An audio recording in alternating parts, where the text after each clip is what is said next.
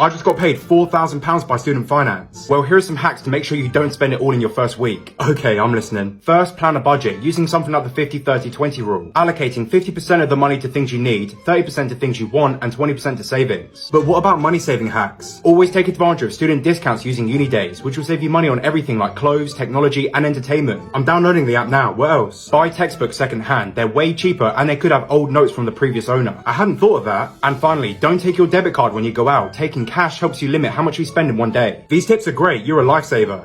I think we can agree that everyone wants to see personal finance taught in high schools. Why? Because no one taught us about money and we had to figure it out along the way. We can no longer ignore the fact that money plays a major role in our lives. And while some people might think that it's important to learn the difference between proton, neurons, and electrons, let's be real. Learning about money is way more important. Imagine if we taught kids how to budget or how to use credit cards responsibly. And I don't want to get too crazy, but what about how investing works? Talk about a game changer for our future. This hack will get you double the amount of FAFSA money. Even if you don't expect to get money from FAFSA, these tips are still going to be helpful. If you're a parent or a student going to college soon, you probably know that the FAFSA opens October 1st. Did you know students who filed the FAFSA in October literally get double the amount of money of students who file it later? So make sure to submit it ASAP. 2, instead of just applying for public in-state colleges, I would really recommend that you apply to some private colleges as well. Oftentimes, private colleges will give out even more money to where it literally makes it cheaper than going to a public in-state college. I have way more tips on getting money by going to a private college, so comment if you want more details. And last but not least, every $10,000 that parents are able to reduce their overall assets, that will increase the aid eligibility by about $3,000. So if you're filing FAFSA next year, make sure to get your finances in order now. If you know that you need help on scholarships right now, but you just don't really know where to start, students, I've got tons of resources linked in my bio, and parents, I'm hosting a free game plan class to make sure you have everything you need. 3 things I wish I had done when I was a teenager. First of all, get your parents to help you set up a credit card and banking history, right? So get added to a credit card as an authorized signer or additional card holder, and also get a checking account set up. You probably need your parents' permission and they'll have some level of control. But a lot of people don't realize that you have to establish banking history, same as credit history, sooner the better. Secondly, again, ask your parents to help you set up a Roth IRA. So as soon as you start generating income, you're gonna be able to contribute after-tax income into the Roth IRA. And the advantage of that is then you can make investments and it can grow tax-free for the rest of your life. And then the final thing, and maybe the hardest thing, is cut your social life in half. Wherever you're at in your life, I get it, friends are important, but if you can take half that time and invest it in working in yourself, as opposed to these relationships that, let's face it, you're probably not still gonna have in 10 or 20 years, you'll get so much further ahead.